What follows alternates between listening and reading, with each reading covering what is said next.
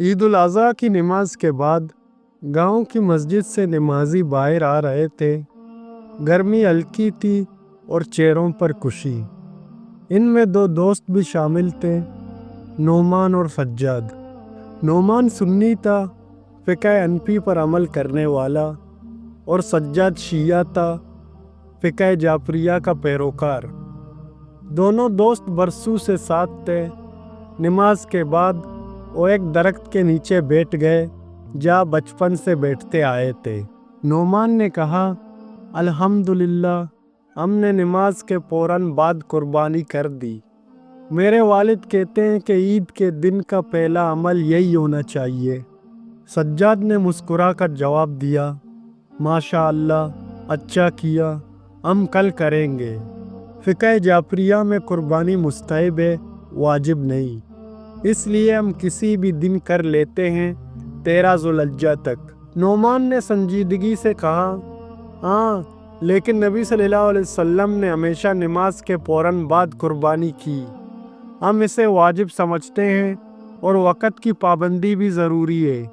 پھر سجاد بولا، ہم نیت کو زیادہ اہمیت دیتے ہیں، نیت ہو تو دن کا فرق معنی نہیں رکھتا۔ نعمان نے نرمی سے سمجھایا، نیت اپنی جگہ، لیکن قرآن و حدیث میں عمل کی ترتیب بھی ہے۔ نبی صلی اللہ علیہ وسلم نے کبھی عید کے بعد دنوں میں قربانی نہیں کی۔ سجاد نے بات پلٹی، اچھا، تم لوگ جب جانور ذبح کرتے ہو تو اللہ کا نام لازماً لیتے ہو نا؟ نعمان نے فوراً کہا، بالکل، بسم اللہ، اللہ اکبر کے بغیر ذبح کرنا جائز ہی نہیں، یہ فرض ہے۔ قرآن میں بھی یہی حکم ہے، یعنی جس پر اللہ کا نام نہ لیا گیا ہو وہ کھانا بھی جائز نہیں۔ سجاد نے دھیرے سے کہا، ہمارے یہاں صرف دل کی نیت کو کافی سمجھا جاتا ہے، زبان سے نہ بھی کہے تو بھی ذبح ہو جاتا ہے۔ نعمان نے جواب دیا، لیکن نیت اور عمل دونوں کا ساتھ ضروری ہے۔ جیسے وضو کے بغیر نماز نہیں ہوتی، ویسے اللہ کا نام لیے بغیر قربانی نہیں ہوتی۔ سجاد تھوڑا خاموش ہوا، پھر بولا، ایک بات بتاؤ، تمہارے یہاں کون ذبح کرتا ہے؟ نعمان نے کہا، جو بھی مسلمان ہو ذبح کر سکتا ہے، سنی شیعہ کوئی بھی، بس مومن ہو اللہ کا نام لے۔ سجاد نے کہا، ہمارے یہاں کوشش ہوتی ہے کہ کوئی مومن اور اہل بیت کا ماننے والا ذبح کرے، ہمارے نزدیک اس سے قربانی زیادہ معتبر ہوتی ہے۔ نعمان نے کہا، اصل قبولیت کا دار و مدار نیت اور سنت پر عمل پر ہے، فرقے پر نہیں۔ اللہ کا حکم اور رسول کا طریقہ کافی ہونا چاہیے۔ سجاد کچھ دیر سوچ میں رہا۔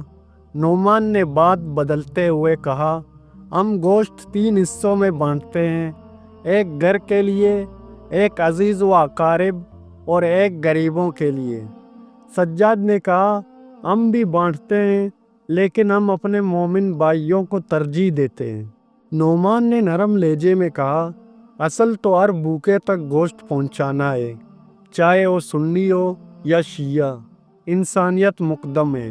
آخر میں سجاد نے کہا، نعمان، تم سے بات کر کے اچھا لگا، میں نے بہت کچھ سنا جو سوچنے پر مجبور کر رہا ہے۔